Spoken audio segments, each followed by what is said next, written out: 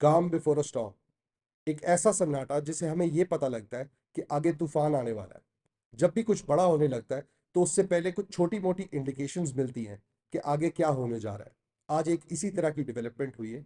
बहुत सारी एयरलाइंस ने, खसूसी तौर पे अमेरिकन और यूरोपियन एयरलाइंस ने अपनी फ्लाइट्स कैंसिल कर दी, जो कि मिडल ईस्ट कंट्रीज में जा रही, जो मिडल ईस्टर्न कंट्रीज के ऊपर एयर स्पेस है उसके ऊपर से अपने रूट्स चेंज कर दिए। और एयरलाइंस अपने रूट्स जो है वो आसानी से बदलती नहीं।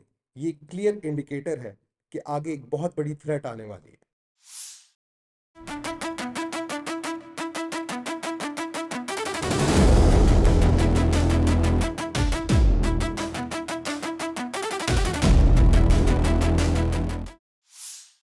मिडल ईस्ट के अंदर टेंशन्स बहुत हाई है, और ये एयरलाइंस का अपनी फ्लाइट्स कैंसिल करना, रूट्स चेंज करना, it's all about safety and intelligence. अब इसमें सबसे पहले एयर फ्रांस जो है उन्होंने तेल अवीव और दुबई की अपनी फ्लाइट्स कैंसिल की। केएलएम ने जो है वो अपनी सारी सर्विसेज वो पूरी तरीके से बंद कर दी हैं इसराइल के लिए, कतर के लिए, यूएई के लिए और सऊदी अरेबिया के लिए। उसके अलावा जो स्विस एयरलाइंस हैं उन्होंने भी अपनी जो है फ्लाइट्स रात की तेल अवीव की वो 31 जनवरी तक रोक दी है। इसी तरह के इकदाम जो है वो ब्रिटिश एयरवेज ने भी लिए हैं, यूनाइटेड ने भी लिए हैं और एयर कनाडा ने भी लिए हैं। और ये सारी एयरलाइंस जो है उनकी जो फिल वक्त की फ्लाइट्स है उनके लिए वो डॉज कर रहे हैं वो एयर स्पेस जो कि ईरान के ऊपर है, इराक के ऊपर है, इसराइल के ऊपर है और जो गल्फ के ऊपर है। अब माजी में अगर हिस्टोरिकली देखा जाए तो इस तरह की जो डेवलपमेंट्स होती है कि एयर ट्रैफिक रीडाउट कर दी जाती है, फ्लाइट्स कैंसिल कर दी जाती है, तो वो बहुत बड़े जंगों से पहले हुआ। इसके अंदर गल्फ वॉर्स आ जाती है, रशिया की जो इन्वेजन थी यूक्रेन की वो आ जाती है। और ये सब कुछ रैंडम नहीं है। एयरलाइंस को डायरेक्टली ब्रीफिंग मिलती है गवर्नमेंट से ऑन मिसाइल्स, ड्रोन्स और जो साइबर रिस्क है। और ये सब कुछ कैलकुलेटेड होता है कि खुदा ना खास्ता अगर एयर स्पेस शट हो जाए, शट डाउन हो जाए, तो आपके जो जहाज़ हैं, जो उसके अंदर लोग हैं, वो इन डेंजर ना हो, आपका जो बिजनेस है वो इन डेंजर ना हो, और किसी भी कंट्री की जो एयरलाइन है वो अफेक्ट ना हो। तो इससे आगे पता लगता है कि एस्केलेशन जो है मिडल ईस्ट के अंदर वो बढ़ने जा रही है। ये एक बहुत स्ट्रॉन्ग क्रिस्टल क्लियर इंडिकेटर बनता है। अब चलते हैं डेवलपमेंट्स के ऊपर के ईरान और यूएस के बीच में क्या डेवलपमेंट्स हुई है, जिसकी बेस के ऊपर ये एयरलाइंस ने अपने रूट्स चेंज किए हैं, अपनी फ्लाइट्स कैंसिल की हैं। और ये जो जनवरी गुजरा है 2026 का अभी तक, इसमें हमने ईरान के साथ यूएस की एस्केलेशन बहुत ज़्यादा होते हुए देखी है। हमने देखा कि ट्रंप ने रिपीटेडली ये बात की कि हम इंटरवीन कर लेंगे अगर प्रोटेस्टर्स को हलाक किया गया, उनके साथ जुल्म हुआ, उनकी एग्जीक्यूशन हुई। और ईरान ने रिटेलिएशन में ये कहा है कि कोई भी छोटा मोटा अटैक भी हम इसको फुल स्केल वॉर कंसिडर करेंगे और हम जो है वो जवाब देंगे, हम इस चीज़ को छोड़ेंगे नहीं। इस वक्त जो है रिपोर्ट बताई जा रही है कि 3,000 से 5,000 लोग जो है उन प्रोटेस्ट, एंटी गवर्नमेंट प्रोटेस्ट के अंदर जो है वो हलाक हुए हैं, जो क्लैशेज हुए वहाँ पे। अभी स्टार्ट हुआ था, जिस तरह हमने पहले भी बताया पिछले व्लॉग्स में, कि इकोनॉमिक डाउनफॉल की वजह से ईरान के ये प्रोटेस्ट शुरू हुए। अब यूएस प्रेसिडेंट डोनाल्ड ट्रंप ने ये बात की थी कि प्रोटेस्टर से कहा ईरान के कि आप प्रोटेस्ट करते रहे, help is on the way. और अब हमें नज़र आ रहा है कि यूएस की जो वॉरशिप्स हैं वो ईरानियन गल्फ के अंदर पहुंचना शुरू हो गई हैं। ट्रंप की एक इस वक्त रिपोर्ट आई हुई है कि एक आर्माडा है, एक बहुत बड़ा जो है आप कह लें एक फ्लीट ऑफ शिप्स जो है वो ईरानियन गल्फ के अंदर आ रही है।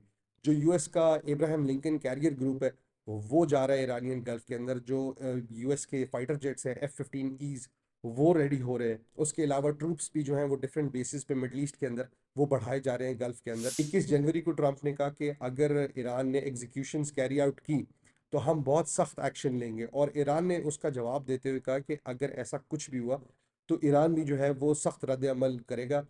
और ईरान यूएस की जितनी भी बेसिस हैं इन द मिडल ईस्ट और इसराइल के ऊपर भी मिल मिला के अटैक करेगा अपने सारे मिसाइल्स प्रोग्राम से, अपनी फुल माइट से। और 23 जनवरी तक जो है ईरान ऑफिशियल्स ने भी अपना वॉर रेटरिक जो है वो बढ़ाना शुरू कर दिया, अपनी जो रेडीनेस है उसको बेहतर किया।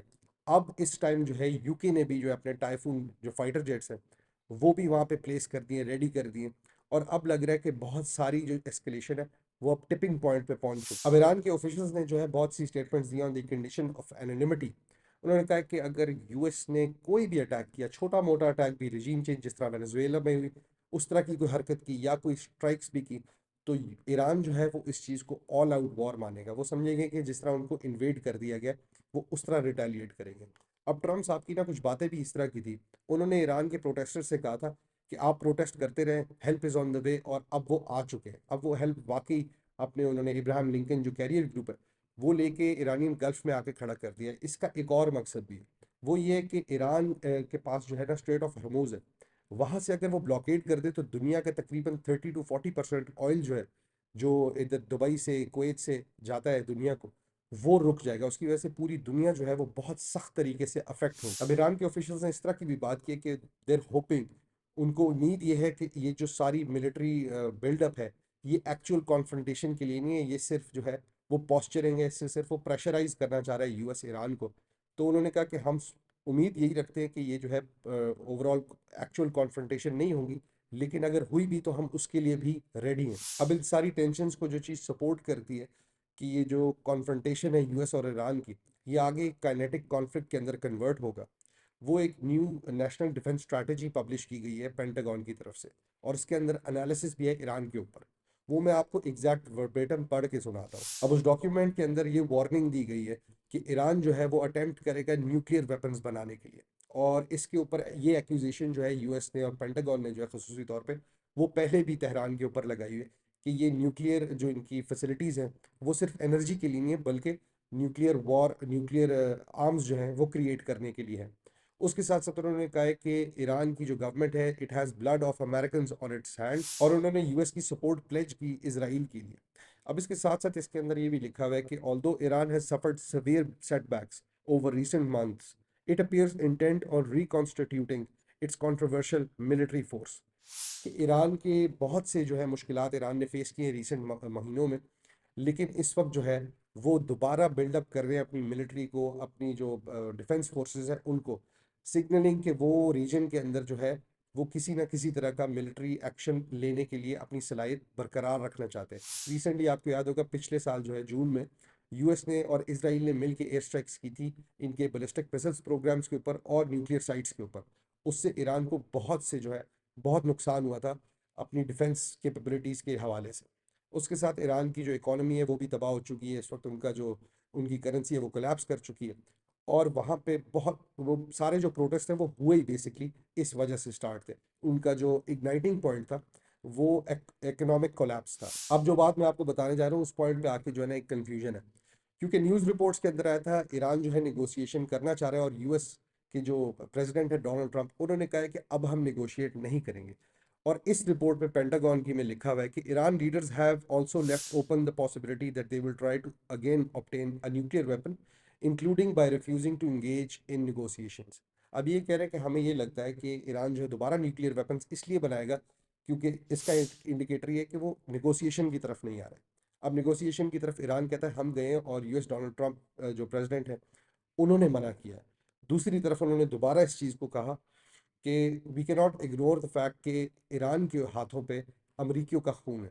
अब मुझे नहीं पता अमेरिकन कब कत्ल किए हैं या कब अमेरिकन जो है वो ईरान की तरफ से मारे गए हैं। How does Iran have American blood on it's hands, ये मुझे बिल्कुल समझ नहीं आ रही।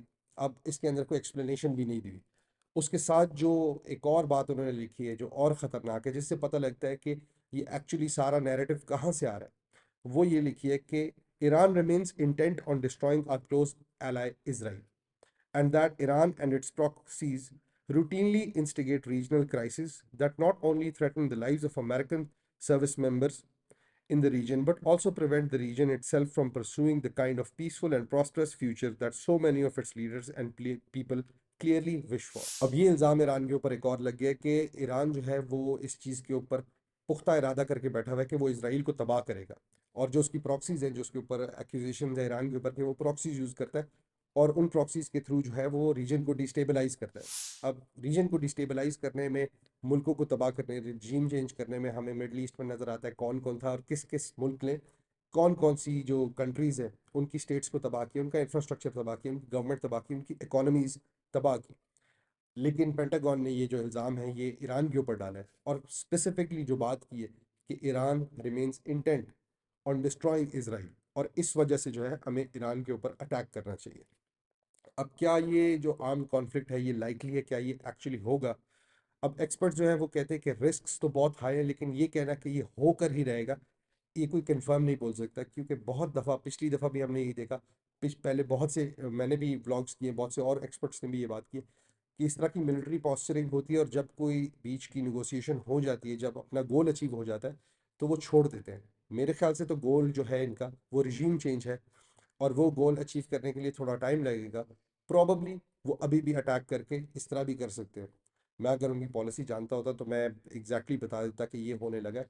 लेकिन ये कि इस वक्त कन्फ्यूजन इस चीज़ में रहेगी बिकॉज ऑफ पास्ट इवेंट्स। जो पहले यूएस इस तरह की अपनी मिलिट्री बिल्डअप करता रहा, इस तरह की थ्रेट्स करता रहा, तो उससे कन्फ्यूजन होती है कि क्या ये एक्चुअली अटैक करेंगे या सिर्फ अभी प्रेशराइज किया जा रहा है। अब ज़्यादातर जो ग्रुप्स हैं, जिस तरह आप कह रहे हैं अटलांटिक काउंसिल भी है, क्राइसिस ग्रुप भी है, अल जजीरा, और ये जितनी भी न्यूज़ पब्लिकेशंस है और उसके अलावा जो थिंक टैंक्स भी हैं, उनका भी यही कहना है कि शायद मिलिट्री स्ट्राइक्स हो, एयर स्ट्राइक्स हो, प्रेसिजन स्ट्राइक्स, या बिल्कुल ही होल्ड ऑफ ही कर दे अटैक कर रहे हैं। जिस तरह अभी 2 हफ्ते पहले भी उन्होंने कहा था कि हम अटैक कर रहे हैं, लेकिन बट दे हेल्ड ऑफ। तो इसमें भी कंफ्यूजन है कि क्या होगा, बट किसी ना किसी तरह प्रेशराइज करते रहेंगे। और ईरान का लेकिन रिटेलिएशन का जो उनका मौकफ है वो यही है कि किसी तरह की भी जो इंटरवेंशन है वो हुई तो हम उसको ऑल आउट वॉर कंसिडर करेंगे।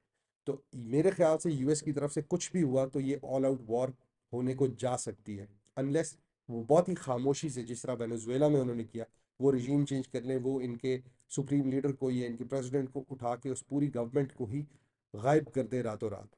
तो ये था हमारा आज का एनालिसिस। अगर आपको पसंद आया तो वीडियो को लाइक और शेयर कीजिएगा और चैनल को सब्सक्राइब करें। हम कल दोबारा मिलते हैं। अस्सलाम वालेकुम।